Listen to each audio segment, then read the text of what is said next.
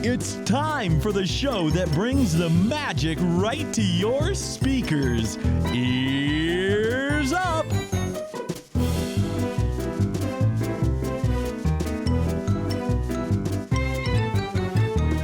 Welcome, everybody. Another fine and lovely episode of Ears Up Podcast. We got Bev, we got Terrence. Hi. What up? I don't know why I keep doing that. I got Trumpy. Yeah, it's my cat's name. It's been her name for a long time, so everyone relax. How old is Trumpy?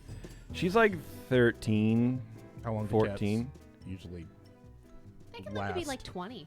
Really? They can, but I think it's generally 14 to 18. I mean, she's Okay. getting up there in age, for sure. Okay. She's definitely getting up there. We have a good show for you guys today. We have Rich Hurrey, and he is an animator. He's been with a couple different outfits, but most recently Pixar. Yep. So we're going to chat with Rich about what exactly goes into making a CGI movie, how it is working at Pixar, how it was, working at Pixar, and just kind of all that fascinating stuff. Because CGI movies, I mean, obviously, you don't need a radio podcast host to tell you that CGI is very popular Yes, with the it kids is. these days. Go You know what I'm trying Go to say? see Lion King. But every time I watch one of these movies, or just not, I'm fascinated with it. And years ago, I took like a 3D animation class. Mm-hmm. So some of this stuff, watching his like tutorial videos. I didn't know that. Yeah, before the interview, because I'm doing my homework. Which is just another reason for me to be stressed out during the day.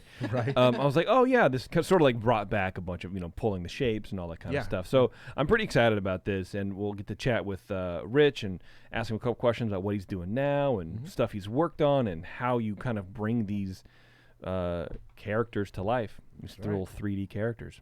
So I'm Pretty excited awesome. about that. Yeah. I'm also excited about Taryn's not here. You're excited about that as well? No, that's not why I'm excited. Oh, okay. Taryn's not here, but she will join us here in just a second. She's wrapping some stuff up. So everything is groovy right there. You can find us on social media, Facebook, Twitter, Instagram, Pinterest. Feedback goes to Taryn at earsup-podcast.com. This is on email. Show suggestions, guest suggestions, all the kind of fun stuff goes to Terrence. You can say hi Hi. to Bev. No, you don't do fun highs anymore. Well, Why not? Why don't you do fun? Why aren't you I'm fun st- anymore? Well, that's a great question. Thanks. I just didn't want to only do fun highs. I'll throw one in every now and again. Oh, but okay. Because you were on a I was on roll a roll, of but I changing. feel like I kind of like. You don't have a deep catalog of Yeah, voices. yeah. Okay. I'm just throwing them out there. No, I'm just like, oh. You should just learn it in different languages, what's- like hey, what's Ningbo up? or whatever it is Oh, in that's a good Chinese. idea. Yeah. Oh, the cat left. Cat left. Well, I don't blame you. I don't blame the cat. That's hurtful. Anything else comes to me, Jason, earsup-podcast.com. I do want to tell you right now, our Mai Tai glasses are up and live on our Etsy page. They are so sick. If they're really good, right? Super sick, bro. So our friend Matt, who designed our Christmas logo, which is on our Facebook page now and all that kind of stuff, he and I worked on these Mai Tai glasses. It's a nice little wrap, and there's some cool little puffer fish and some cool little parrots on the thing, and of course our logo and Yep. some Christmas lights, and it's very, very cool. 3-color print. I'm learning all about the print world now. But check them out. They're 2 for $28 or 4 for $50. And shipping is like, depending on where you live, it's $8 to $15, which seems a little steep, but I wanted to get them. I started late, and I wanted to get them to you guys in time for Christmas. So it's like priority mail Right. with a medium-sized box. It's not, it's the best I could do right now, so I apologize about that. But if you want them, get them now. Buy them now. Do not wait. This is not a thing that I'm going to stock. Yeah, it's not a stock item. No, this is definitely pre-order. Like, I haven't placed the order yet. I'm waiting to figure out how much I can order based on how much demand there is for the glass, or how much interest is right now. Right. I have to order 72. I'm hoping to order more. I would love to order like 144, and I can have more. But anyway, that's details that nobody needs to know. Just if you want them now, like there are 18 people apparently that have those glass packages in their carts right now on Etsy. Pull the trigger. Pull the trigger. Yeah. Get in there before, because if Because it's going to go away and then it's not going to be available. I will literally never print this ever again. Like if we do another Mai Tai glass or another thing, it'll be a different print or a different version. But this is the first. This is a collector's. It's a limited edition. Yes. It's very hyper limited. It's 3 colors. I will never do 3 colors again. It will be 2 colors, maybe 1 color. I don't know. We'll just see what the design holds. But hi, Turn. Hi. But anyways, I can't belabor the point enough. Buy the Mai Tai glasses. Get them now before you cannot get them before I order, because that would honestly bum me out if I order 72 and there's a higher demand. It's like, well, where were you 2 weeks ago? I need you to buy these now. Yeah. You just gotta Or if wait. somebody's emailing you like, hey, I want to get the this, that. you know. Gotta wait till they go up at the Van Eaton galleries. They're one of their auctions. That's right. Yeah. Yeah. I don't know. I think they're great, and I don't even drink solely Mai Tais out of them. They're good for anything. They're just Yeah. tumblers. They're basically It's a good tumbler. it's a double old-fashioned glass. Is the actual type of glass? Yes, please. So if you want to just have a Double Drunk old-fashioned. night. Yeah. Yeah. So it's like 13 or 15 ounces, I think, is what it is. It's a decent-sized glass. It's a Yeah. great glass. Check them out. Buy them. You support the show and enables us to do some of this stuff in the future. If you like the glasses and it performs well, we'll branch out and do some cool merch like that. So anyway, glasses are there. There's also a brand new shirt based on some of the glasswork art on our Etsy page. Go to our Etsy page right now. The Christmas show logo is on the back, and one of the little pufferfish is on the left breast cover with the little funky snowflakes. I don't think I've seen this. It's cute. It's cute. It hasn't been pushed over, I'll look but it up. we have a couple new shirts on the Etsy page. That's another thing that's going to change at some point too, probably after the holidays, is I'm going to just cleave most of the shirt designs up there, and I'm just going to rotate them in and out. I'm not going to leave them all up because I think we have too many, and I think it's sort of, there's over. a lot. I don't have time to look for. I'm just I'll do it It's later. a little overwhelming. Yeah, so after the end of December, churro shirts are going away. I'm sorry. They're going away. I'm sorry. What? They're going away. Turkey Lake shirts are going away. Probably most of that stuff is just all going to be gone. The Pirates and Mansions Skate or Die themed shirt that I have on right now, as a matter of fact, it highly feels very good. Skate or die? It's like the old Yeah. skate, or no, it's Skate and Destroy is what it is. Is that what Skate or the, Die was the a video font game. is? Yeah, it's a skateboarding. Oh, I thought thing. it was like. It is the font, but it's the skateboarding. But I thing. thought your font. I thought your font was like Star Wars. Oh, Bev. The I can see 80s, that. the You're so 80s cute. skater in You me can is see like it. You offended can right see now. it, Yeah. right? I can see what she's saying. Yeah, I can see that. Sure. Let's go with sure. Let's go with okay. It looks more Yeah. to me like Japanese or like It does kung, look- kung like fu. the kanji or whatever. Yeah. Yeah. Anyway, so that will probably be going away as well. So if you want your shirts and you want your glasses, just start ordering stuff now. I need to buy a Tesla. No, I'm kidding. Nice. He Yeah, does. I'm we joking. talked about this. Taryn, do you have feedback at all? I do. All right, let's do some feedback. All right. Hi, Earzup. Oh, this is from Taylor. Sorry. Hi, Taylor. Hi, Earzup crew. I already said hi, Taylor. Leave me alone. My name is Taylor. I'm 20. Taylor, look, I get it. Okay. I'm 22 years old and have been listening to you guys since 2016. Oh my God. I found you when I was looking for entertainment prior to a surgery of mine and fell in love immediately. You all are easily my favorite podcast, and I listen to quite a few. Last night I was driving home from work. I was listening to an episode of yours and thinking about what I'm thankful for this holiday season. Of course, the usual things came up: friends, family, pets, etc. But I started to think outside the box about smaller things that bring me happiness, like when I see a notification pop up on my screen that a new episode of Earzup has been released. Oh, nice. I know that sounds cheesy, but I have so many No, fun man. memories of times when I've listened to the podcast and laughed my head off at the silliest things. My favorite is when Jason has queued up a song to play during a segment, but accidentally started playing Iris by Goo Goo Dolls, I don't even remember that. and Terrence immediately started singing along. Yeah. I'm not sure why, but that got me so good, and thinking about it always puts a smile on my face. Why did you have Iris cute? I don't want I the do remember that. I don't It's know. so weird. I have no idea why I would ever have that anywhere near a speaker my new of mine. favorite Yeah. It was amazing. Johnny Resnick. Oh. Trent Reznor? Yes. Same person. I've always wanted to email you and let you know how appreciated you are, but I've never had the courage to do so. Oh, man. Don't worry about it, Taylor. You are all celebrities in my eyes. Oh, we really are not celebrities. But that is so nice of you. Yeah. So I basically just wanted to say thank you all for your hard work over these past several years and putting a smile on my face and many others. You are all very appreciated by many. Taylor. P.S. I was in Disneyland recently, and the first day we were there, my boyfriend proposed to me. Oh. I should have known it would be a good day because just Taryn's tearing up, by I the way. can't even think about proposals without tearing. Like literally, she's tearing up right Yeah. now because It she is. read the word Well, proposal. She got proposal. There are also photos. They're really cute. All right. Anyway, I should have known it was going to be a good day because just a few hours earlier, I saw a guy walking around in an Earzup churro shirt. Oh, nice. Hopefully it was an Earzup one. You guys were my good omen. Here are some pictures. So, Oh yeah, right Oh, by yeah. the old Christmas tree. yeah. That's beautiful. Looks like downtown Disney. Yeah. Yeah. That's beautiful. Oh, she's crying. That's She's got the legit. crying I photo. love That is it. a legit and- cry. And homie's like still on one knee. She's on both knees, I think, because she's just can't even stand up. And he's like leaning on the thing. He looks really proud that she's crying. Yeah, and so he's hard. just like posing, like hamming for the camera, and she's like, I can't. It's like Step Brothers when It's so It's cute. great. it's so funny. It looks like she has an emerald ring too. Oh, that's beautiful. Oh, So do nice. I. That's true. That's that's nice. wonderful. That's Well, so Yeah. congratulations, Taylor. That's nice. Yeah, and thank you for all of those very nice words. Yeah. What just happened? I don't know. The screen just I turned think off, it just yeah. unplugged. Oh, Yeah, it's we go. back. There you Okay. go. I got you, Taryn. Don't Thank worry you. about it. Okay, you already know how to support the show. Don't worry about it. Patreon.com/earsup, of course. Christmas show, December 14th. We're doing all that. We're doing 3 So hours here, excited. 2 hours secret show. Yes, Taryn.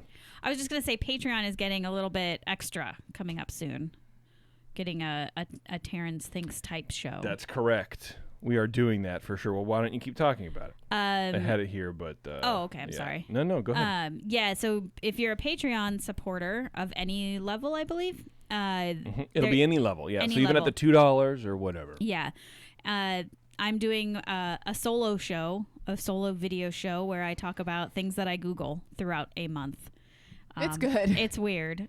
No, it's good. It's informative. I want it to be informative and somewhat funny and give you a little bit of insight not only into my psyche but my life and what happens and why I Google so much. And I think you Yeah. guys might enjoy it. It was very good. It Thank really you. was.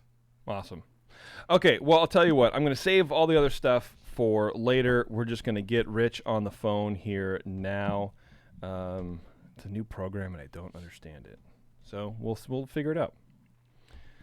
Let's see if we did this right. You are using computer audio. Using computer audio. That's right. Rich, how's it going, man?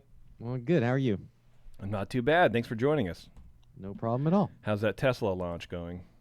Oh, it doesn't start till 8. So See, it's funny because right when we started the show, I look at my email real fast because I'm insane, and I got an update from Tesla that says, "Get ready, live stream Cybertruck unveil," and I'm like, "Wait a minute, how did that happen?" So the FBI agent in my computer is listening. the universe knows that you need a Tesla. That's right. See, Taryn, Yeah. Okay. even the universe knows. Yeah. Even Right. as something as weird as the universe knows. Just tell our bank account. Yeah. Well, Rich, anyway, man, I really appreciate you taking the time to come and talk to us. If you want to do me a favor and just sort of explain what it is you do here. Okay. Well, what I am currently doing is Yeah. teaching people how to character rig the way that I rigged characters when I worked at Pixar and before Pixar. So I guess if we want to, that's what I'm doing right this second. What have I done? And what Yeah. do I do? Yeah. Is that I'm a character TD, which means that I prepare characters for animation. My job is to take designs from a designer, a 2D drawing, a real sculpture, then represent that sculpture in the computer in a 3D way, and then put the controls into it so that animators can actually animate it. So it's like digital puppetry. I model the puppet, I tie the strings to the puppet, and then I hand it off to an animator, and the animator makes it act. Wow. Wow. It's pretty awesome, man. So you provide the tools for the animator. So all the joints and the eye movement and all that kind of stuff. Do you put little you make the ability for an eyeball to move, and then that gives the animator the range to move it any way they want. Right. Okay. And it's actually a big it's much blurrier than just that. It's not like I create sure. control, then animators animate control. Yeah. When you're working at a place like Pixar, it's super collaborative. So what you end up doing is you're working with the animator and the art director all at the same time. So, and it's just your responsibility kind of goes up and down depending on where you are in the process. So, early on, most of the time it's the art director, the artist, and the rigging TD that bring the shape, get the model and the puppet looking right. The animator's still there giving input, and it's kind of collaborating. And then as you kind of transition from there, then you start putting the controls in, and the animator comes alongside and starts testing and saying, okay, can I get the expressions out of this character? Can I get the movement that I need? Can I make the puppet act the way I need to? And then you work with them back and forth to tune that eye control, to make sure that when you wing a control to close, that it's squinting right and you're getting the right shape movement. And then when you put 5 of those controls together, are you still getting an appealing shape? And you work through that together. And then eventually the rigging TD sort of kind of finishes their job, while the animator then makes things happen. And then depending on the production, if there's a little problem, you reach a shot where something isn't quite working right, you can go in and fix it for just that shot or work together. But so that's all pre-production is where you're mostly involved in? Yeah, usually the character TDs are before shot work gets done. Yeah. Okay. What does TD stand for? Technical Touchdown. director. Ah, gotcha. Sorry. No, that's okay. For touchdown. It's like a military guy throwing out acronyms, Exactly. Well, I've played enough Call of Duty, so I would understand those. That's right. There you go. But for the lay person, I play a lot of Madden. I was thinking touchdowns. What are you talking about, dude? I'm the lead touchdown maker. Okay, I make all the makes sense. touchdowns. Yeah. That's Joe right. Montana. There you go. So how did you get involved with computer animation? And if please correct me if I use any wrong terms. Like, I don't know if computer animation is a decent umbrella term for what you're doing, but Computer graphics tends to kind of encompass all of it. Okay. Computer animation is where I ended up in my career, working with animated features. But sure, I can give you the 40,000 foot view. So yeah. I was, my brothers and I used to, mess around with a video camera back in the day. Back when you would try to do like single frame recording on those big VHS like monster camcorder things, Yeah. and you could never get a single frame anyway. So we did a bunch of that stuff, and I also really got into. I would say anime is probably too strong a word. It was the Robotech stuff when I was younger. Oh, so yeah. I was into cartoons and animation, and I was trying to do that myself, and I was really interested in film. So kind of geared myself toward going into film school. That's what I thought I wanted. So I get to college, and I've got amazing grades, and I go to Florida State to go get into the film program, and I get turned down. Oh, no. man. Right. So I was very angry. Well- I was young, and I just basically, left. So I came back to Orlando and went to UCF, and I switched my major to film and television or something. And I wasn't happy, but I was interested in computer animation at the time. It was really new. Like, I'm old, so this is 92, 93. It was a very, very new thing at that point. But I was like, it was exciting, and I was interested in it. So I reached out to somebody who I knew was doing animation for Nickelodeon at Universal Studios in Orlando, and he's like, well, I don't really do internships, because that's what I asked him. Because Terrence I have no fear. Like, hey, can I go do this? Zero. I don't mind. I'll talk to anybody. So I called this guy up out of the blue and like, hey, I want to be your intern. Oh, God. He's like, well, I don't really do that.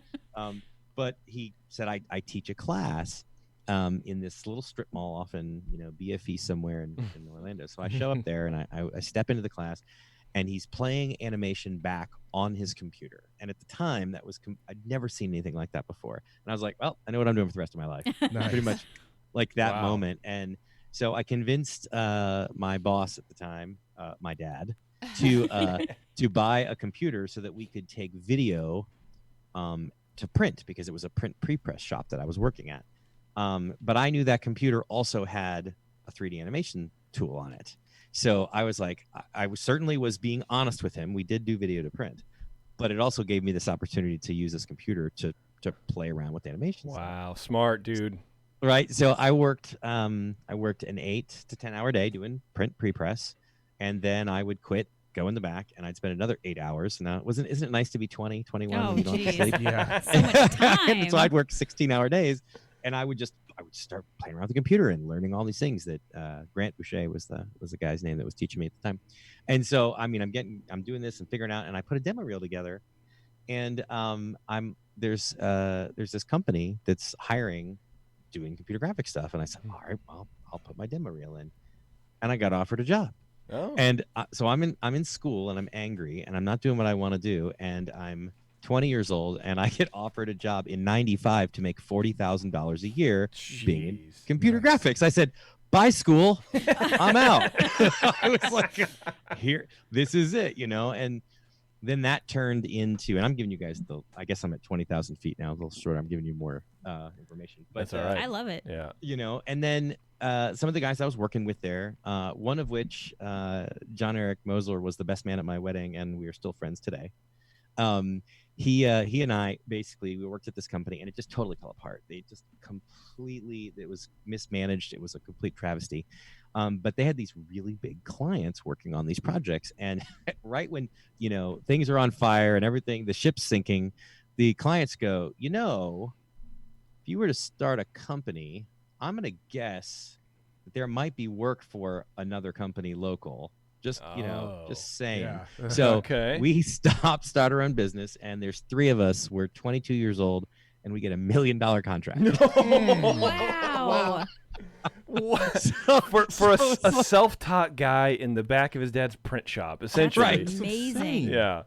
So this is sort of like, okay, and now and I'll explain the downside of this path. Yeah. As we get to the end Please of the story, do. but it was great. It was a crash course in how to run a business, and John Eric's dad and my dad were really influential in, like, the adults in the room of, yeah, you got to pay your taxes, guys. Yeah. how do you do these things as far as running a business? But at one point, and we did that for about 5 years, and at one point we had like 30 employees. Right? So this is like Wow. complete wackiness. But what happened there was that over that 5-year period, the industry sort of changed, and the work was changing. So we were doing more web development stuff, this and that, and I personally was like, I didn't get into this to make web pages. I really wanted to make movies. That was my goal all along. So, in that period is when Kelly, my wife, and I met and started dating, and then we got married, and I was like, I really think that I want to move out to California, and I want to go try to get into movies, and she's like, I love California, let's go. Wow. So it worked out where I got a job offer at a software company in San Francisco, and Kelly and I were married for exactly 1 month. Oh. Oh. And then we just upped and moved to Beverly, so to speak. Okay. I thought that was. The younger listeners are gonna have no idea what that means. No. Moved to San Francisco. Yeah. And I worked in the software company, and it was making the 3D software that I had gotten proficient at, and they wanted me to build training and education for studios, to go in and teach studios how to use the software. And I was like, well, if I do that, and I'm going to all these studios, that one of them might actually hire me if I position myself right. So that was kind of my whole goal, is to Trojan horse my way into the film industry through the software company. And they're all really good dudes. We did that. I think I did that for about 18, almost 2 years. So 18 months, 24 months. And sure enough, I got a job offer to work on the Matrix sequels at Nice. ESC as a modeler. So I was able to then go and get into the film biz. And so the Matrix Reloaded and Revolutions, which aren't really great movies, are my first. They are not. I wasn't gonna say that, but It's okay. Well, you learn really early that as an effects artist, you have no control of the story. Right. It had great effects, though. Oh yeah, I think it's really pretty, but Yeah. and so did that for about 2 years. There were some pretty hard politics there that I didn't enjoy. So near the end there, we had our first child. We had my son Parker, and I got offered a bunch of freelance work. And so I was like, all right, I'm gonna gonna leave and do this freelance thing. That was an interesting 18 months to the point where we got our car repossessed. Oh, bro. We this was a lesson in I basically tried to create a virtual production studio where I would put a bunch of people together to work on projects, and I just couldn't handle the swings. It was a little early. We didn't have Zoom. There was none of these. It was really hard to do this and try to manage both the production, the coordination, and doing the work and dealing with clients. I just couldn't swing it. So I ended up kind of going, all right, this isn't working. And I have a buddy that used to worked at ESC, was an animator, Lyndon Barrois, and he was down in LA working at Rhythm and Hughes. He's like, hey man, why don't you come down, and just kind of hang out with the guys and say hi. So I'm like, well, okay, and this is before I'd made the decision to like say, all right, I gotta stop the freelance thing. It's not working for me. But I went down there and it turned into this like impromptu interview, which I was completely unprepared for. Like I had no idea. 3 of these guys, they bring me into this room and they're like, all right, tell us about you and rigging. And I'm like, okay. So, I go in and we start talking about this and that. And actually a few of those guys I still know really well. Joe Mancevich and a couple other guys were in there. And they were like, all right, so try to solve, how would you solve this problem? And it was a problem of how would you make a ball roll on a ground. It was really interesting. It was sort of like a math problem. And I looked at him and I pulled out the whiteboard and I said, well, I would do it like this. And I kind of sketched it out. He sits there and he looks at me and he goes, you're the only person to have solved that problem. And I was like, Nice. Well, then I guess this went well then. Yeah. It's like, okay. So it was just sort of left at that. It was like 3 months later that I get a call and they're working on Narnia, the Chronicles of Narnia. And they're like, hey, how about you come to LA and come work for us? And at that point, we had just gotten off the car repossession and the not dealing with money very well. Okay. And Kelly's 6 months pregnant with my daughter at the time. Oh man. And I'm like, so I think we're going to move to LA. And now what's interesting about that particular part of the journey is that a good friend of mine, Jason Bickerstaff, who was working at Pixar at the time and had been there for like 7 or 8 years, I'd kind of come to realize that was my goal place. Okay. I was like, I got to go see them when they were in Port Richmond before they moved into the new campus in Emeryville. And I just loved the attention to detail and the quality and everything else. And I was like, this is where I want to be. But I didn't feel I was ready yet. Like I looked at that and I went, if I was to apply right now, I don't think I can produce work at the level that Pixar's producing it. Right. So I wasn't quite ready. But going into the Rhythm and Hughes job offer, I felt I was, or at least I was closer. And I'm like, so Jason, are you hiring? Are you guys hiring? And he's like, no, we're not. I'm like, are you sure? Because this is where I really want to work. And he's like, sorry, man, we're just not hiring right now. I'm like, okay. So I take the job down in LA and I tell Kelly, I'm like, I think that if I do this and it increases my skill, there's a chance that we can then come back up here and I can work at Pixar someday. I said, that's kind of my goal. So go down to Rhythm and Hughes and my pregnant wife and this move, and it was stressful, and LA sucks. LA sucks, Yes, dude. it does, bro. It's like we didn't like it. No. I will say this: I loved the people and I loved the energy. I did not love the place. It does have a good energy, yes, and the people are a part of that energy, good or bad or otherwise. But yeah, the atmosphere in LA kind of sucks. It's just like a weird. Wet blanket. If I was Yeah. a single man and young and whatever in my 20s, maybe they would have been more interesting. But with one kid and then a new baby and married, I didn't like it. So anyway, fast forward 10 months. Mm. And Jason goes, hey, by the way, Pixar's hiring. I'm like, you're kidding me, right?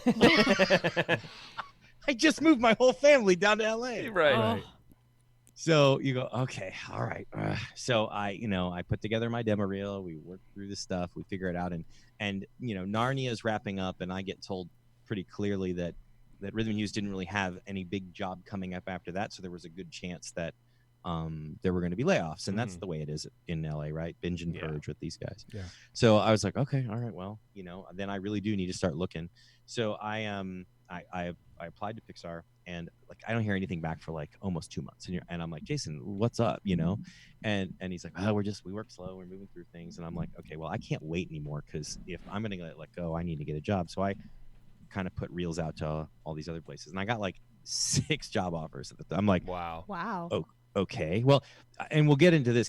Being a character TD is actually a really desirable position that most people don't want to do. So it actually you do if you reach a certain level as a character TD, it's a good way to get a job. I didn't know it at the time. It's just what I love to do. It's what you like doing, yeah. Yeah. But most people don't. So anyway, we'll get into that. So Okay. I hear these offers, and I'm like, Jason, you gotta let me know what's going on, man.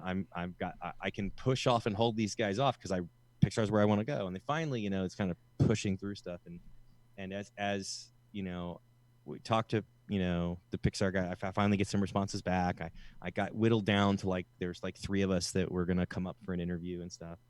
I interviewed at a place called Circle 7. Do you guys know who that is or what that is? No. No. Ready? Yeah. So before Pixar and Disney merged, there was a spat between Disney and Pixar, and all of the rights for the Pixar movies were owned by Disney. So that means that Disney could make sequels with the Pixar characters without Pixar. That was the way it was structured. Okay, that sounds like Disney. Right. So they spun up a division to make Toy Story 3 and other Pixar properties. Okay. At a company called Circle 7. So I walk into this place and I'm seeing photocopies of Buzz Lightyear's face at different poses from the movie up on the walls and stuff. And I'm like, this is crazy, Oh my goodness. But the problem was they had the best offer, from the amount of hours, overtime, benefits, everything. And I'm like, oh man, this is not good. What do you do? I'm talking to the recruiter, at Pixar, and I'm like, please. I said, I was explaining, I shared all of the offers that I had gotten that were really high. And I said, look, I don't expect you to pay me that much. I'm talking to Pixar. I'm like, it needs to be reasonable because I got a family, but I'm just letting you know this is what's happening. And please, I don't want to work at Circle 7. Then I go up for an interview. And the interview process at Pixar is pretty brutal. It was an all-day interview with 10 different people at 5 different times. Oh my gosh, that sounds horrible. My Lord. So you're basically interviewing people that all have the same question and the same questions, but they're asking them in different ways. Yeah. And what you basically figured out, or what I did, is at that point that my talent wasn't the issue. It was, did I fit? Did I fit the culture? Was I going to be somebody that was going to work with them? Sure. So there was one position, and there was 3 of us that were doing it, that were interviewing. So did all that, and it's a whirlwind and it's crazy. Come back down, back in LA for a little bit, and I'm still kind of holding everybody at bay. And I told everybody, hey, look, I'm waiting to hear back from Pixar before I make a decision. I was very honest with all of these companies. Finally I get a phone call. I forget where we were, but Kelly and I were in the car, and Robin, who was the recruiter, calls me. I get the phone. I'm like, oh man, this is Pixar. And they were like, so I just want to let you know that you didn't get the job. And I was like, you're just heartbreak, right? And she goes, but everybody liked you so much that we're opening up a new position and we're going to hire you anyway. Oh, that's amazing. Wow. So you did pretty good. I'm like, what are you doing to me? And she goes, this job, I have very few opportunities to really have fun with people, and this is what I get to do. Oh my goodness. So, that was great. And then, we pack up and move back up to the Bay Area, and then I worked there for 13 years, and I just left a year ago. Okay. So that's I mean, there's of course 13 years worth of things to talk about, but that's the path that I went from college dropout to character TD at Pixar.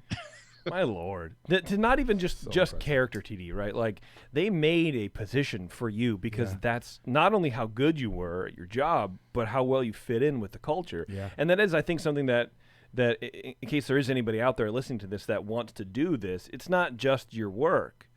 It's how well you interface with everybody else also. Yeah, competence means a lot, but character and culture and chemistry means a lot as well. Yeah. It's pretty amazing. Yeah. You learn that the hard way, right? When you deal with people who've got a lot of talent but have terrible people skills, and you go, I don't want to work with Yep. this person. Exactly. You know. So it's a very protected thing. The culture there, they're very cognizant of bringing people in that are going to fit the vibe and everything. Yeah, So, and I imagine because it's a high stress thing. Not that I've ever done it, but I a little bit about film and whatever, and just working in a creative environment. It's a high pressure, high intensity environment, especially if you're under a deadline. Terrence and I, we were able to get a tour of Pixar a couple months back, and Oh, great. and we couldn't go into certain areas. Actually, I think the tour was cut in half almost because all the animators and everything were under a deadline, so it was a hard no tours in this section for the entire week kind of thing.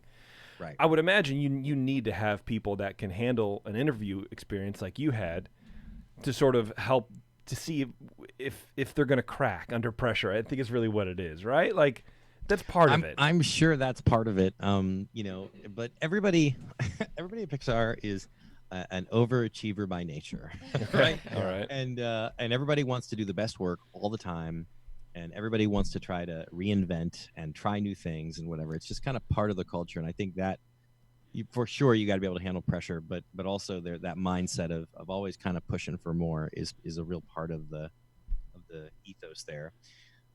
So yeah, I mean, it was good, and it was it's funny. I kind of was used to being in a place, and there's always like 2 or 3 people that are sort of like the people, right? They're the ones you go ask questions to. They're the ones that are getting the work done. They're the aces. And I would say a lot of times I was one of those people. I felt you go to Pixar and you go, everybody's better than you. Oh. Every single person is a genius in what they do, and it's better than you in every way. That's how I felt. It was like, and you realize they're gonna make you better because everybody's working toward the same goal. But it's a little intimidating at first, but because they picked the right kind of people, there was very little ego involved. Everybody was there to help you and pick you up and help you through things, and so it was easier to work at those kind of pressures. It was easier to fight for these deadlines and try things and take risks because you knew everybody there kind of had your back. So yeah, a support group is always going to help you kind of push through the pressure cooker, right? Yeah. But honestly, I worked in places that were much more pressure and much tougher work-life balance-wise than Pixar. Pixar is great. Pixar is the show, right? That's the big leagues. You really don't get much better than that place when it comes to work-life balance, quality of the work you're working on, technology that you're pushing. It pretty much is the pinnacle, in my opinion, of the workplace when it comes to computer graphics. Is it fair to say that Pixar is sort of pushing the development of new technologies in order to sort of, a rising tide lifts all boats kind of thing? Or is the work they do internal on their what is it? Not a design engine, but what is it called? Isn't it called an engine, the software that you guys are using? You know what I'm trying to clearly say? don't know what you're talking about. I don't know what I'm talking about. Man, here's what I'm Literally doing. just laughed at you. Yeah, literally. I'm mixing my video game, the tiny bit of information that I know about video games and the all even good. I'll help you, tinier though. vision of. I'll help you through this. Please do. Hold my hand, Rich. Rich. Hold my hand. So Help me. I'm wounded. Pixar has its own development team. So there is literally a programming division there, and so the animation, rigging, simulation, rendering, a lot of these parts of the pipeline are all internal Pixar only products. Okay. So for instance, Presto is the rigging and animation tool they use there. It is not commercially available. So there's a lot of custom coding and development and tools that get created just for Pixar, by Pixar. Mm-hmm. Now there's off-the-shelf tools that they'll use too. So there's always a combination of commercial products that get in and adapted to the pipeline. And that word pipeline is actually a big deal in any of these companies.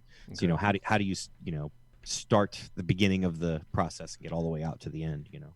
And so to kind of answer your question, there is certainly contributions that Pixar has made to the general computer graphics early on. I mean, especially a lot of the core parts of what we are using as tools to make, 3D animation possible was developed by the people at Pixar. Not everything, but quite a bit of it.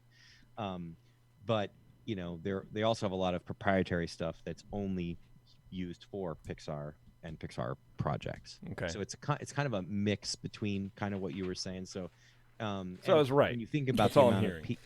of sorry, No. sorry. I'm right. That's all I'm hearing. I'm just that I'm right. You're part of it. Yeah.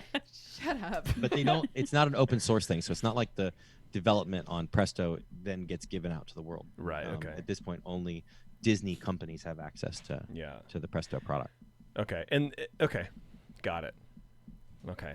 I'm still Are you focusing. there? Yeah, I'm there. I'm still focusing on a game engine. I don't know why I need to like. Well, a game engine is a really at its essence is a way of rendering, right? So Yeah. a game engine says I'm going to take these assets and I'm going to render them in real time. Okay. And got then it. things are animated either procedurally or hand animated, and you play it back. So with an interactive environment, it's really that engine is really just a rendering engine with where you can dynamically change what's being rendered. And Pixar doesn't really do any of that interactive stuff. A little bit. They're getting more into the AR VR type things now. There's definitely some more testing in that, but generally all of the games that are made, the Pixar based games, Disney based games, are now all third party companies, and then Pixar just contracts them to do that work. The rendering engine that they use for final frames, getting the final images up on screen, is RenderMan. Okay. Got it. I got technical there. Sorry. Yeah, Wow. I got it all there. My That's eyes cool. crossed for a minute there. I think we're Sorry. okay. It's all good, we man. can go get into other things. No, it's fine. It's fine. Let's talk a little bit about some of the work that you've done on, like Cars 3. Like I was looking at your demo reel, one of the things that Terrence sent me, and Cars 3, for example, there's a big race scene and there's a crash, and especially in the context of this conversation, and I a long time ago, I wanted to be in computer animation. I took a class, and it was terrible. It went terrible. I had a headache for 2 days afterwards. I couldn't I feel like Just one class. just one class. He Well, took just one and I class. can't remember the software it was used, but literally, I signed up. It was like $300, and it was like the guy goes, "Oh, well, we just got the new update for the software, the new release for the software, so we're going to be using that." And the guy had no idea what he was doing, and I'm sitting there. I took a ball, and I'm just pulling a stretch of a ball back and forth, going, I paid a lot of money to rotate this, turned into a cone. It was terrible. But so whenever I watch these movies, I sort of think back to that experience, and just kind of, it's hard for me to just stay in the moment 100%, because I'm thinking about all the technical aspects that must have gone on. Not that I know them clearly, I don't even know what I'm talking about, but the work that people like you are doing on these kinds of things, and it's very much this sort of push and pull between these realities that you guys have set up. But for like the crash sequence in Cars 3, how do you set rigging points for that? Or do you have a car that's rigged, and is there a different I imagine there's like settings where you can move between different rigs for different scenes, or is it here's all the points that are possibly going to move and the animators can deal with it? All right, so let's break this down. So if we Sorry, man. it's all good. It's all good. Okay. It's trying to break it down so it makes sense. So when you look at a shot like the that race scene in Cars 3. So I worked on RV. That was the character that I built. So I modeled and rigged that character. I made sure that there were controls to be able to move the car up and down. And I got to say this, with Cars, there was a technical effort for the driving system, so that animators could just drag the car, and the wheels would do the right thing and all that. And that was already done for me. So really, it was just adding the extra bits, the face and doing things like that. So it worked right. And then you've got another TD that will come in and deal with the shading. So they'll make sure the graphics look right, and that parts look like metal and parts look like tires and everything else, right? That's their job. Okay. You've got lighting TDs that go and actually set up the virtual lighting for that environment, so that you've got spotlights over here, it's lit dark, you get shadows over here, and this kind of thing. Animators obviously are animating. And then when it comes to things like mud and impacts and sparks, that's the effects department. So you have TDs that then take animation that's been done with rigs that have been built in environments that have been set up, and then they make sure that the the mud is going to work right. So as the animation moves through the scene, that mud's flipping up and flapping where it needs to be. Wow. Then there are Jeez. rendering TDs that will go through and take all of these elements and make sure that the final frame can get rendered right. And throughout this whole process, there's constantly a set of dailies where each department's bringing their work in and getting reviewed, and then you see it more and more in context as it goes through till you get to the final at the end. I'm sorry, I just have a really quick question. For a daily, like how much of a movie is in a daily? Like is it like 1 day's 10 worth. seconds worth? Well, it depends on what you're doing, right? So for instance, in a character TD for me, when I would have dailies, and if we were showing the director, what we would do is we would, take all of our work. We would do, if it was early on, I'd take snapshots of the model, or I would be able to load the model up into the 3D software and rotate it around. We would look at the designs and we'd compare the model with that, and then the director, we would sit up at the chair right there with the director, and then they would give us notes in a big room with my boss, my leads, the art director, the character supervisor, and everybody else. And people can throw out ideas and give notes, give impressions, whatever. But generally, it's for the director and the art directors to kind of look at everything and give you input on what you need to change and adjust. And so it's not really a matter of time when you're dealing with assets. It's not like looking at animation dailies. It's it's an asset based thing for me. Gotcha. But then when it comes to animation dailies, and the animators would sit there with the director and they'd look at scenes and they'd look at acting, and they, then everybody would be giving their input and ideas on, the performance of things. And then you'd have lighting dailies and the same kind of thing, right? So each department would look at their things in the context or through the lens of the work they were trying to accomplish. And the directors would give their notes based on that. To where you get final kind of what they call digital dailies, which is looking at the final product and saying, okay, is everything good here? Is everything great? Do we have continuity between scenes and stuff like that till we, say go ahead and ship it. Wow. This is why there's 25 minutes of credits at the end of these Yeah, things, because there's seriously. so many people involved with mud. That's insane. Right. Yeah.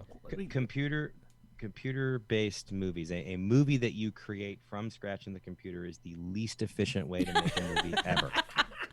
Seriously. It takes an amazing amount of people power to get one of these movies made, and if you really do it right, it's a multiplier on that even, right? Yeah. Terrence, you didn't have anything? No, I mean, well, Beverly wanted me to ask something for her because she won't ask it. But it's just it is amazing thinking about mud. But the other thing is hair. Like That was literally my next question. Merida from Brave. Yes. Like you look at That's Frankie, a lot of hair. My daughter Frankie, she wakes up and her hair looks like Merida. And when I realized all the work that went into that, I started looking at how natural her hair looks, how it moves so naturally, and I can't imagine thinking about how in the world am I going to animate hair. Yeah. It's so crazy to me. And there's a lot, like when you talk about things like that are simulated, there's tools that are created for simulation, there's animation controls to animate things, there's shading and lighting and rendering. I mean, it's a gigantic team effort to do something like that. So in Merida's case specifically, I created animation controls to pre-pose the hair so that animators could set up key poses in their animation, and then the simulation TDs, the sim TDs would then take that input and then actually get the simulator to hit these poses so that it looked natural, but they still got the same silhouettes and movements that the animators wanted. What a trip. Yeah, I'm trying to. I'm trying to. Just silence. I'm absorb like, all wow, that. okay. I will really ask well. my own question, I guess. But Terrence already did, though. no, he didn't. That was his own question. He ignored mine completely. Oh, okay. I definitely did. Oh, He okay. totally did. All right. But specifically in regards to the dailies, how does that all work out with audio also? Like, are you presenting these with the audio? Again, you're kind of going to the animation aspect of things. So scratch audio tracks get recorded, Okay. and then those audio tracks the animators will animate against those audio tracks, and then you'll watch that happen. Early on, you get scratch audio, which is not with the main actors, but with placeholder artists, usually just people that work at Pixar, reading off lines, so you have something to work against. And then sound design, all that is done over at Skywalker. So Oh. Foley and I all did the not. effects and sound stuff is not done at Pixar. Wearing my hat. was just there. Yeah. Thanks for bragging about No it. problem. The humble brag. But it's actually Except there's no humble in Except it. for there's the no turd humble. I got factor. you a tiki jar. You're welcome. That's But it true. is funny. I got nothing. It's Yeah. funny to me. I'm a listening. tiki glass beats a tour of Lucas. Yeah, the exactly. Skywalker side is fine. But it's funny to me because I'm listening to this and I'm listening to the attention to detail and how much you have to pay attention to everything that's going on and how just complicated it is. And I'm looking over Jason's head and I'm seeing my picture of Eeyore that just looks like two blobs of circles scratched together. I still, it's- and I- honestly, and I- like, I it's like still if don't Olaf- see Eeyore in that. It's like if Olaf from Frozen got into a car accident. ears. That's Yeah, I how know. it looks. But see, so the thing is, it's like I know Rich and you and I, I mean, to looks like a bunny. look behind the curtain, we're friends and you talk all the time Whoa. and tell me not to. I didn't know that. Whoa, go figure. And you tell me not Yes, to we not are. have fear and go for it.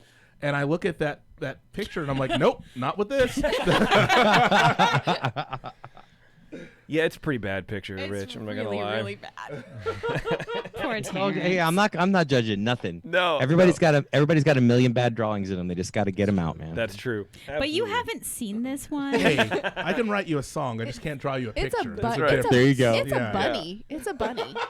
Well, and going back to hair for a second, it's every Pixar movie I see, for me, hair seems to be like a judge, or not a judge, but something that stands out as, and again, being a total nerd about, especially specifically video games, that seems to be for me what I can sort of go, oh, that the hair looks real, or it's Yeah, moving, or yeah. whatever. And every Pixar movie seems to sort of advance that sort of high watermark for how realistic a thing can get. And then so I was watching Toy Story 4 recently, and it looks like a whole other planet. It looks Yes. like a whole other thing compared to Toy Story 1. Yeah, absolutely. Well, there's a lot of technology and artistry and skill has changed between those two. 24, for sure. 24 years of But time you passed can't help through, but compare it, and not definitely not critically, but it's like, oh, it's just very interesting. And then I think about that whole, and I don't know if this is true, but that whole thing about like, well, our phones in our pockets have more computing power Yeah. than the computers that sent the first, people to the moon. Right. Right?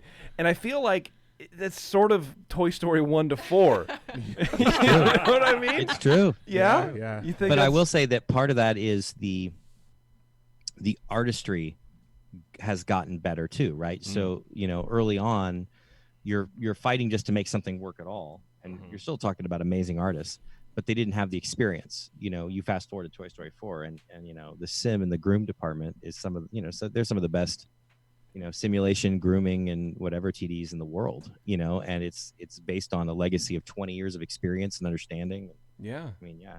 And It should be better. yeah, yeah, for sure. And it always amazes me to hear these stories that come out about how you guys at Pixar they're making their own software to do the things that they don't want to do. But then what always trips me out is, how do they know how to make the software to do the thing that they can't do because they don't know how to do the thing because they don't have the software?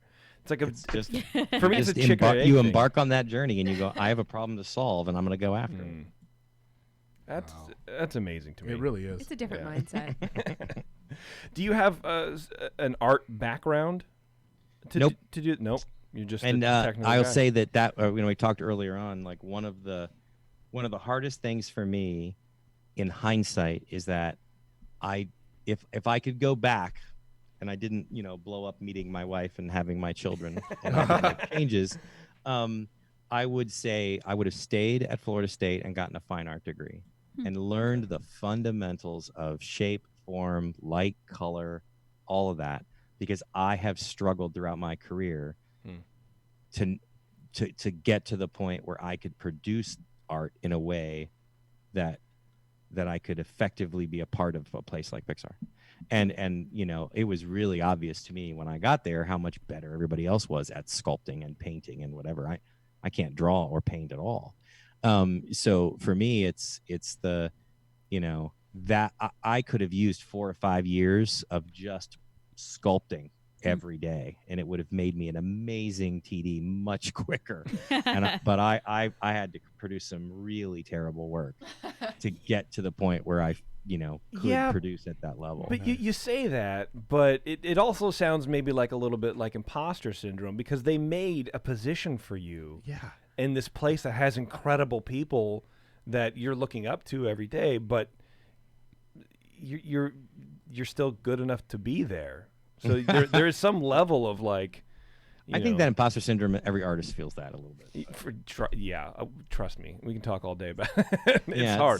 But it's tough. Certainly, I was good enough to work there for over a decade. Yeah. But it just, I personally, I would have been much better and struggled a lot less if I would have had a little more, I don't know what the right word is, forethought or foresight back in the day, and Sure. said, I still want to be in art. I should shift gears into the fundamentals, because if I would have learned that, my career would have gone places much faster. Yeah, but you wouldn't have got $1 million contract at 22. Yeah, Come yeah, on. except that while that was a great contract, Yeah. and I got a salary, Mhm. when I left that company, I walked out with a check for $5,000. So it's man. not like I made $1 million in No. my pocket. Yeah, that's a good point. So, but no, it's been an interesting ride, certainly. Okay, yeah, it definitely sounds like it. I mean, you went. I would say it's a little not the usual route No. for someone that to achieve the level of success that you have and the level of creativity that you have. Oh, I appreciate that. Yeah, it's always hard when you've got a mom sitting there with her kid, and so what school did you go to? And you can just see what she wants me to say. Go to college, kid. Yeah. And I'm like, do I tell her that I'm a dropout? Yes, you do. Yeah. Well, how do I say this and not make her mad? Right. But my journey's certainly not everybody's. And what was cool about Pixar is that you had kids that were coming right out of school that were amazing. You had people like me that were self-taught and worked their way through. Everywhere in between. It was the talent and fitting the culture was what really mattered most.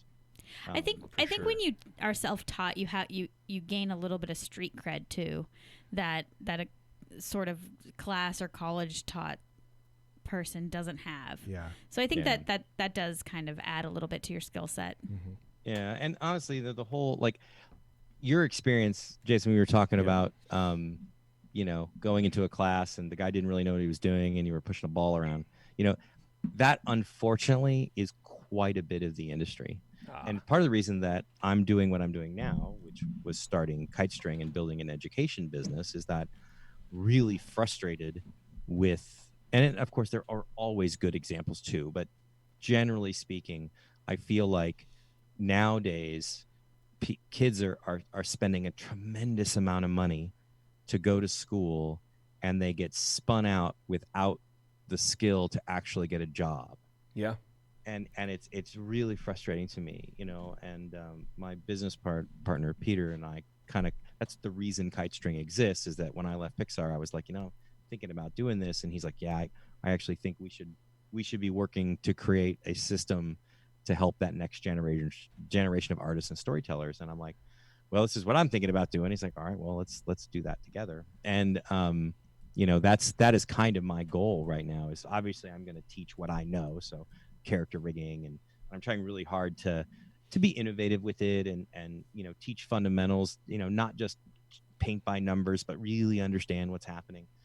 But really the goal is to create an education platform and an experience where, I would love to be able to say, Terrence, one of your children someday might want to work in movies. Yeah. And instead of paying, $100,000 a year to go to a school, you could spend, $1,000 a year on an education platform and get real world experience with real, not only how to do the work, but how to work with others, Yeah, and exactly. put all the pieces together and get access to great minds and experience and be able to kind of work through that system and get all that education in a way that's really functional, and can carry with you into your career and stuff. So anyway, it's funny that you guys brought that up, but really, I think my frustration with school and watching how bad things are has led me to where I am now, which is I really want to help change that. That's amazing. And so the company's called Kitestring? Yes, Kitestring. So it's kitestringonline.com. And right now the first product is what I'm calling the Rigging Master Course, which is me when I left, I embarked on a journey of creating a full character rig from scratch, and I'm teaching people how to both use and build this rig to make characters. That's wow. the thing right now. Wow. Yep, it's cool stuff. Yeah. And we're really just getting started. So I'm focused on the face. That's kind of this first part of the course, and Okay. I'm almost done with that. And then we're going to move on to doing a full body, and then I'm going to teach how to rig, creatures and all kinds of other stuff. And kind of where we're different in kite string is I'm not just, hey, follow along with this video. I'm actually giving you rigs, real assets that you can use, so you can spend, Oh, geez. rolling back to your, the ball bouncing. Imagine if you already knew that you had everything that you needed, and you just needed to focus on making a character's face come alive. Like, you didn't need to worry about all the deep technical knowledge, but you could say, well, if I take these points on this and I add them into this thing, and then I start I see it move, and now I'm going to tweak that motion to make it look right. You could focus in on the art of movement, the art of shapes, and not necessarily have to understand all the technology underneath. So you could get into the art of the process. Then you can take your time to get into the technology of the process. I love it. I think that's great. I mean, that's the future of. I mean, I feel like we're even there to a certain extent, but of education. Yeah, and there are good places out there. It's certainly. I mean, I am not the only one teaching this stuff well. No, it's just this is my goal, and this is our kind of plan for things. Yeah, That's absolutely. awesome, I think that's great. In case there's anybody out there who's sort of wanting to pursue a career in computer graphics, computer animation, rigging, all that kind of stuff, and they have no education, what sort of path would you put them on?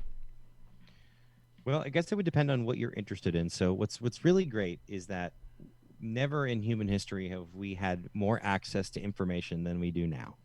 So learning about the process. So do you want to be an animator? Do you want to be a lighter? Do you want to be a shader? Understanding what options and opportunities there are in the field, I think, is the first step to kind of get a feel for what do you want to do? What do you like to do? And the answer might be I like 3 things or 4 things, but understanding what the pieces are so that you could have some way of approaching the problem, right? Mm-hmm. And then I would say that going to school and I'll say going to school, it doesn't necessarily mean a 4-year degree. It could be, online classes, it could be whatever, but get professional help for the fundamentals of art. Understanding color and light and form and shapes and all that stuff. That is thousands of years of human history has been developing these art skills that have evolved, but essentially are the same. How to see the shape of a human and then translate that into stone or sculpture, into clay or into paint, right? Mm-hmm. Learn how to think like an artist. And then as far as the tools and the technology, that's, get yourself a piece of software and start playing around. It's like there's no reason to go to school to learn how to push buttons. Right. It kills me, these people that will spend this money and they're like, I know every button in this piece of software. I know exactly what and it's like I know what the bristles on the brush are, but can you paint, And it's like then you can look toward resources that will help you refine that. And that's like where I think kite string is. And there's other options where you go, I'm interested in rigging, and I think that by taking this course or getting these materials, it's going to help me. But it always needs to be through the lens that you're going to do the work yourself. Mm-hmm. Yeah. And you're gonna look at these things and translate, and you're gonna try to create art. And don't get lost in the best computer and the best this and the hardware and the tools do not make you a good animator, rigger, modeler, lighter. Making models, making animation, making rigs, and lighting scenes do that. So, don't get caught up in because I've seen people like this that will like spend all this money on all this gear and all this other thing, but they don't actually make anything with it. They just spend money because they like the technology, which I get, but yeah, that's not gonna. It's not gonna help. Yeah, exactly. I'm rigging and making this training, and I'm using a monitor that's 10 years old, and a keyboard I've had for 5 years. That doesn't make none of those things matter. It matters is what the work that I'm doing. Right. Well, Rich, hey, man, we'll let you go. You've already spent a long time with us, and I really appreciate it. Kitestringonline.com. If you guys are interested, check it out and see Rich's work and, start making some stuff on the computers, everybody. That's right, on the computers. On the computers. Do all the computers. It's this. I don't know if you know this, Richard, but this is the age of computers. And we do things Computer. on the computer. Yes. No. No, honestly, Rich, thanks very much, man. I appreciate the time. No problem at all. I had a good time. Thank you guys for having me. All right, man. We'll talk to you. Bye. Bye. The trick will be to see if I can actually... Oh, there we go. I can leave meeting. All right. Perfect. We did it. He was fantastic. That was good. That was great. 100%. He was a great storyteller. Oh, yeah. Absolutely. Oh, yeah, And I feel like there's so many more stories that he could tell. Like, we didn't really even get into all the movies that he's worked on. No, and I had a bunch of questions and stuff, too, about... But I was just listening to him talk. Yeah, he's Yeah. He's a great orator. Yes, he is. It's Oh, just there him. you go. It was Pretty just awesome, it was fun to listen to. Honestly, Yeah. I really enjoyed his. And I've known him for years, but I've never talked to him about any of this stuff. Oh, really? It's really I fascinating. actually wonder if Yeah. he knew that was you. I do too. I wonder if he knows who I am. Oh wow, how funny! Let me get back, circle back real fast to some housekeeping stuff. I have some Disney news. Should we save it? It's only Sure. three. It's only three things. That's fine. I'll breeze through it real fast, Okay. and then we'll go. Taryn, did you want to say something? I ain't got nothing to say. I got nothing to say. Housekeeping. Here we go. Supreme Resort. We've had to delay the most recent recording of the Supreme Resort just a little bit. I have the current show. I'm done editing it, and I should have it up in a couple of days. Okay, good. Earzup in depth. Same. Jeremy and I recorded this last night. I'm in the middle of editing it. Should be up at some point soon for those of you who care. Sabers and Superpowers. Friggin' Anthony. Same. Big Mouth Anthony. Anthony. Kanye, I have bro. no idea when the show is going to post because friggin' Big Mouth Anthony had to Yeah. open his big mouth and talk on the show. Oh, did you have to send it out? I think you should just post it. Well, Paper, rock, scissors. See if you post it or Wait, not. but then he would get fired and have to live with potentially, Jason and but Taryn also again. if you listen to Yeah. the show, he didn't say anything. It was just, it's like what potential characters might be in this stupid video game, which sounds really cool, but it's like nobody cares. You know what'd be Legal funny? can't care about it. So I have to wait for Anthony to write up a summary of the thing to then send to legal. And it's like, You know what when's you that should- going to happen? You know what you should do? You should. Fire him? Yes. Well, you should cut into that section where he talks about it with just like some weird song or like the Earzup intro or something like that, or The new Terrence Kanye Thinks or album. like the new Kanye album, and then just like basically Yeah. bleep that whole thing out and then just release the show. I say you just put it on. Then he gets fired. Then he has to live here. No. And then you can do Sabers and Superpowers more often. Yeah, that sounds He's like local. fun. Can I tell you that he lived here for 2 Not months? super Is long, he going right? to say this? No, 2 Or is he going to listen to this? Oh, no, I guess it was only 2 weeks Okay. actually. Sorry, it was 2 weeks. But it felt like 2 months. 4 Felt like 2 months underwater. He's actually still here. Yeah. He was here for 2 weeks, and he came over the other day to do Sabers and Superpowers. He still doesn't know where to go to get a glass in this house. He asked you where the glasses are? No. He gets a wine glass. He drinks milk out of a freaking wine glass. Because he's classy. Why are you judging? No. It was need a- stemless. I will give It was- Anthony, it was stemless. Step your game up. But Yeah. he and I was like, Anthony, No. we have real glasses, and he's like, oh, where are they? And I'm like, I told you, like, we've done this. Honestly, true story. Literally every time Terrence comes to my house and drinks anything, I have similar cabinets that are glass in the front, and you can see that there is glassware. yeah. He will grab a glass from the. That's what Yeah. Anthony did. Maybe it's Every like time. the glass. It's because you can see that there's glassware It's through the limited glass. work. Yeah. My brain is working harder on other stuff. I'm looking for glasses. I see glasses. I have glasses. Yeah. There's a stem on it, and it's lead crystal, but whatever, dude. It is what it is. I'm trying to drink some water. My pinky up. Y'all guys are so weird.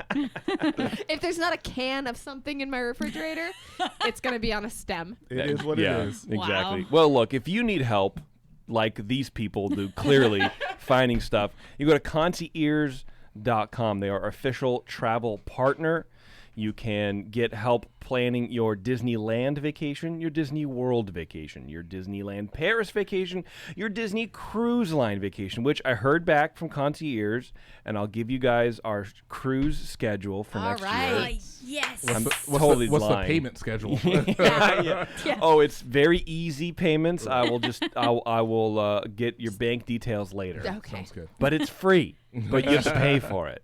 No, I'm Right, kidding. right. Yeah, so check them out. If you've never been to these places, which, if you're like me, you haven't been to most of them, they will definitely help you out. They basically interview you. They talk to you about what your needs are and what your party's needs are.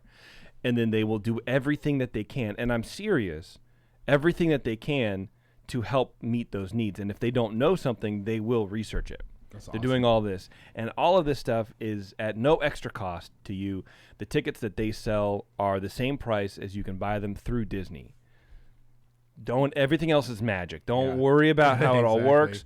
It is not any extra for you. That's so cool. So Yeah. I remember last time you said that like you could text them and they'll make you a reservation. Make you a reservation, like that dude. kind of thing. Yeah. Can you text them just to like Say hi? be Sure. friendly? Sure. Yeah. Like, can you make a friend? Can you? Yeah. Yeah. If you're I don't asking the know. question, Can I'm I? probably going to be. They also do bookings with Adventures by Disney. Oh. What is Adventures by Disney? They also do Google it. They Okay. also do reservations for Alani. Nice. So Done. they will help you. Because we have a They'll be child playing all now, that. so We that's do. kind of like how you go to Hawaii. I figured it out. Yeah. It's just Alani. Alani. Yeah. Yeah. So they plan all that kind of stuff. You're a Disneyland pass holder. They'll still help you out, do all that kind of stuff. They're staffed by annual pass holders, former cast members, seasoned Disney travelers. So again, if you're going, and I wish we knew about this when we went to Disney World, because Yes. we had Google Drive folders and Oh, it was a mess. spreadsheet, and a bunch of stuff about, well, we should probably do this, we should try to, and we're trying to like plan out our day. We probably did it for a month and a half before we even went, and it still wasn't And enough time. Sounds really Well, relaxing. and I still wasn't also. sure if I had it all Actually, right. longer than that, because we figured out. You told me that It because was I at- made you all. It was do at least 3 months. It was at least 3 months, because you can start making dinner Yes. reservations at 180 days or something Yeah. like that. Yeah. And a if lot you of the don't places do were it, booked out, right? yes, because if you don't do it right, then you're Then- not getting into the thing. Right. Then you Right. have to go to the weird forums where they're like, I just canceled mine. You can go ahead and take it. And then you try and then you don't get it. And It's stressful. that's why you need concierge. That's right. That's why you need a vacation planner. So definitely go to concierge.com, tell them we sent you, and check them out. They're good people, and we appreciate them being on board with us. Truly, really excited to use this service. Honestly, I really am as well. I mean, I'm just going to think of some weird crap that I want to do that I've never done before, and I'm like, make this happen for me. Yeah, I want to walk backwards through every park, and I need you to. Apparently, if I you're don't want to do that. no, this applies to literally nobody in this room. But if you're into fitness, they'll help plan your trip around, like, getting the most out of whatever goals you have, Wow. like steps or That's whatever. awesome. Yeah, I You know. want to make 10,000 steps, they just get you a hotel hella far away. I mean, honestly, like the fact that they do Alani, like I'm almost like rethinking my 40th birthday extravaganza. From Disney World to Alani. I mean, look, I'll go wherever. I don't I really mean, care. it's going to be expensive regardless, so. It's Hawaii. It is Hawaii. I love Hawaii. All right. Well, you know what else? You know what I love? March in the past. Oh my god, I thought you were gonna fix it. Future with Look, all I- the news that's fit to cover. He It's forgot the and then Ears just Up didn't care. Disney News. After the show, I don't remember. The only when I remember is when it starts. right now. Yeah. I was My gonna remind you favorite. too this, but you looked really intent on what you were doing, and I was like, no, I'm not gonna bring it up right now. I was studying for Rich. Oh man, Yeah, I know. I gotta fix it, and so it's good, fine. though. it's like sounds so sad March. or scary. Yeah. Yeah, the announcer man's doing whippets in the cooler. And I'm walking. Man, I can't feel my face right now. Here's a follow-up story from last time. After a backlash, Disney Plus will make The Simpsons available in original, uncropped format in early 2020. Nice. I'm very excited about it. They're going to be in their original 4:3 aspect ratio. In a statement, Disney said it launched The Simpsons in 16:9 aspect ratio at launch in, quote, order to guarantee visual quality and consistency across all 30 seasons. Over time, Disney Plus will roll out new features and additional viewing options, the company said. As part of this, in early 2020, Disney Plus will make the first 19 seasons and some episodes from season 20 of The Simpsons available in their original 4:3 aspect ratio, so you can choose. I don't know why you would choose another way, but last whatever. week when you were like, I see, I see the difference. I was like, how can you see the difference? And then we were watching it, and I was like, oh, you can see the difference this is because awful. if you've seen just look any cartoon or anything, any show, It's right? just not good. You understand that when there's two people talking, half of the person's head generally isn't cut off unless it's close. Right? But like Bart's head is like all cut off, and Lisa's isn't. There's or a whole Mrs. bunch of. Krabappel, any scene that she's in, she's headless. It's so bad, dude. It's so bad.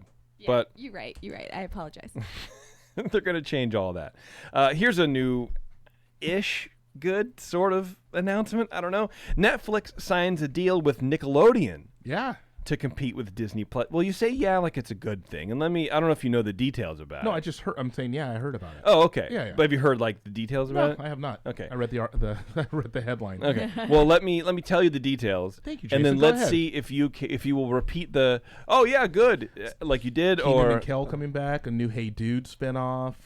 In the press release on the matter, Netflix said Netflix and Nickelodeon today announced that they have formed a new multi-year output deal to produce, what would be an input deal? Of course, just say it's a deal. Okay. Whatever. To produce original animated feature films and television series based both on the Nickelodeon library of characters as well as all new IP for kids and families around the world. This move probably makes sense to Netflix subscribers who watch the streaming service launch series reboots such as Invader Zim, Enter the Florpus, and Rocko's Modern Life, Static Cling. They have both promised delivery on a reimagined live-action version of Avatar: The Last Airbender. What? So not the Avatar movie, the but James the Cameron good one. Yeah. Yeah. And they are collaborating on the release of original specials related to new Nickelodeon shows, The Loud House and Rise of the Teenage Mutant Ninja Turtles. Jeez. I'm sorry. Netflix, stop making original content. It's not good. Right. Some of it's good. No, it's not, Taryn. Yes, it Some of it is. is good, but most of it is not. Most is is not not. good. There's But apparently, Actually, so most much is just of in it. another language, so I don't know if it's good. that's true. Yeah. Well, yeah, they are signing a lot of like things from Korea, and I'm like, I don't. Spain. Yeah, Spain. Anyway, it sounds like they're just taking like Rocko's Modern Life and just existing Nickelodeon IP and reimagining it, which is always works out well. It was not good. The Static Cling, Rocko's Modern Life was. I course couldn't even not. I didn't make it through the whole thing. Was I Rocko's love the Modern original. Life good originally? Yes. It was fine. Yes, it was. It was Yeah. funny. Yeah. I didn't watch it. I honestly, that was an honest question. I What wasn't channel being is salty. Ren and Stimpy on? Nickelodeon. MTV. It was on MTV originally. Yeah, and then Yeah, Nickelodeon. Nickelodeon? Yeah. They could bring that back, but like not back, but like bring the The episodes. originals back Yeah. and put them on. Exactly. That's what they That's should just all do. anybody wants. Literally, that's That's all all they should anybody- do. Just look at bring Hulu. back the originals. So with this Disney Plus package, I've seen 2 episodes of The Mandalorian and like 2 seasons of The Simpsons, and everything else we've watched is on Hulu. I watched Encore. Okay. I don't know what that means. The Nat Geo one? It's a Kristen Bell, where kids or teenagers who had a high school musical, come back together and recreate their musical. And then there's As like adults? as adults. That's amazing. I know. I'm like, I really wish that I did a lot of plays in high school. I didn't do any I musicals. did a lot of musicals. Jason's Oh, face you should right get now. your team together. Yeah, cool. Jason. That sounds great. I love the concept. It's a little too long for me. It's very like reality show. Weird. Like, oh, I had cancer and now I'm better, and everybody cries and blah blah Jesus. blah. That's a bit. Wow. That's a bit much. All All right. That's cool. But it seems like a cute show, and it's Kristen Bell. I mean, I gotta support and my is girl. it a cute show? Yeah. I mean, I skipped through a lot of it. Okay, cool. I skipped through all the emotional part and just went to the end. Yeah, all right. Well, But it that'll seemed good. happen. I liked it. I clearly watch shows the same way. But we've been watching just everything that's old on Hulu. Married with Children, Yeah. Seinfeld. I finally got into Seinfeld. Hilarious. Golden Girls. Yes. Oh my Been gosh. watching Golden Girls now. Oh, We're I watching love that you. show like huge. In the my So list or good. whatever, there's Perfect Strangers that we haven't even tackled yet. So we're doing all the kind of reliving all of that, and Yes. and that is, it's not even just nostalgia because those shows are funny, Yeah. but there's no way that they would ever reboot those, and I'm not suggesting that they do, but it's like, but you guys are sort of right. It's we just want the old stuff because what you're doing with it sucks. Yeah. It's just like the new Star Wars stuff. What you're doing with it kind of sucks. Yeah. The Mandalorian kind of sucks. I don't know. I'm sorry. It's okay. It's I fun, don't- but it's like heavy nostalgia. Yeah. When it doesn't need to be. You have a whole new platform. Progress the thing, man. You're in a different universe. You've locked yourself sort of in time between 6 and 7, but just go forward, do something else, bring new species out, bring new stuff out. But it's all this. It's just all the same. Oh, cool. There's Jawas. So are we on Tatooine? Or are we not on Tatooine? Yeah, There's Yoda yeah. baby. Is he Yoda? Is he? I don't think he's Yoda. But like, why do we have Yoda baby? Why can't we have another thing? It annoyed me, bothered me. But anyway, Yeah, you're right. Man. I get it though. here's I right. agree. here's an article. McConkey. McConkey. Yeah, McConkey. If you want, it's a weird article. If you want to request stuff to be on Disney Plus, this is how you do it. Okay. Okay. They're taking requests. They're taking requests, but it's complicated. Surprised. So you can, if you're on the website, you hover over your user account avatar in the upper right-hand corner. A drop-down menu comes up with several options. You click on the Help option. Once you're in the Help Center, you click on the Give Feedback button, which is located right underneath the search bar in the Help Center. From there, a window pops up asking you to provide feedback on Disney+. You click the drop-down menu that asks you what you would like to do. Once you click that, you're given 3 options. Jeez. The whole thing, man. You can request a new feature for the service, request a new film or TV show, or report something that's not right. And then you obviously click on the report a new TV show, and then you can request up to 3 titles at a time. And that's it. That's on the website. On the mobile, it's essentially the same. I don't know, man. But I'm still shocked that like the Disneyland TV, that Walt Disney TV shows that have been on, Yeah. I'm shocked that those are not on there. That's wild. That's weird. That's kind of all And I really honestly, cared about from the Disney I'm a little Vault. bit shocked that at watching some of on the YouTube. things that are. Dude, yes. They were throwing a lot of stuff on Disney Plus There's just to a build lot up of the. things on Disney Plus, Yeah. and there are some things like if you go to like all movies and you click on The Sorcerer's Apprentice, Right. you click on it and it's not even available. Like you can't watch it. They just can't? they're, like, Ralph teasing breaks the you. internet. Yeah, What? they'll say Ralph breaks the internet. It's then not soon or available whatever? until 2020 because Exactly of the contract. Are you because of an serious? existing Yeah, it's on contract. So Netflix it's until- not Oh, an 'cause available. it's still on Netflix So it's not or an, something. it's not an all movie because it's not available. You're Right. teasing me. You jerk Speaking hole. of that, I stole yours. well, that's fine. But you watched a very special movie recently. I watched Guardians of the Galaxy. Well, that's not what I was talking about, but that is very surprising. I was talking about the Haunted Mansion. I did watch the Haunted Mansion. Eddie Murphy. Yeah. I Edwin loved Murphy? it. I thought it was great. I thought it was a great movie. I would see that I wouldn't go very far, Well, not but great, but it was a It's fine good. movie. for what it is, I didn't think it was nearly as it was not nearly as terrible as I thought it was going to be. it's not nearly as terrible as everybody says it is, Agreed. because it's not that. It's actually not that bad. It actually very much reminded me. It had Casper vibes. Like it was very similar to Casper to me. Same area or same era. I think Casper was a little earlier, but like Okay. the storyline kind of Oh, was very okay. similar. I don't even remember. And the I loved storyline. Casper. Like All I right. thought it was fine. I really enjoyed it.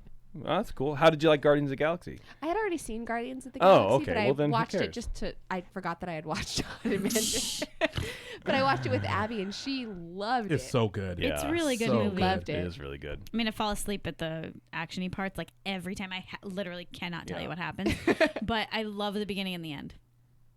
The middle, The middle stinks, the but middle the beginning, stinks. and mainly it's just the beginning. I like Yeah, I I like actually really credits. just I like like the credits a lot. I love credits, People's dude. names sprawling across I love the that. screen. I love that so much. No, Jason's right. It's really like the beginning. After the Yeah. dance is over, I'm like, Because that beginning was a great 15 minutes movie. is tight. Yeah. Did you know that Vin Diesel does the I am Groot? Mm-hmm. Yeah. I didn't know that. Learned something new. Yeah. Okay. Thumbs up. Thumbs up, bud. The 21st Amendment, speaking of something that you should learn about, has been serving craft beer in the San Francisco Bay Area for 19 years. From their initial brew pub on 2nd Street, just 2 blocks from Giant Stadium in San Francisco, to their production brewery and tap room across the bay in San Leandro, the 21st Amendment is now available in 29 states, including in and around the parks. Next time you're in San Francisco, which everybody is, I mean, come on, visit their brew pub and shoot over to neighboring San Leandro to check out the new production brewery and tap room for great beers and good food. And be sure to ask for the 21st Amendment wherever you find good craft beer. Okay, we're done. Yeah. We're All done right. with the things, everybody. Cool. Let me push number 5 here. There we go. All right, don't forget, everybody, for the next couple of days, the Mai Tai glasses are on sale on our Etsy page. Please go and buy some. I love them. I can't wait to get them in. I wish I had gotten them in earlier. If there's a good outpouring of support for stuff like this, maybe we'll try to do it next year with a different design and some different colors. And I'll start earlier, so we can push this out a whole bunch. And you can see me drinking out of them because they're That'd be cool. great. Yeah. I love them a lot. Anyway, thanks a lot, everybody, for tuning into this show. Please support the other shows that we do. If you're listening live, in about half an hour, we're going to jump on with The Secret Show. If you don't know what that is, go to patreon.com/earsup. Sign up to be a Patreon supporter of our show for $5 or more. And, like that. All right, everybody, until next time, we'll see you in the parks.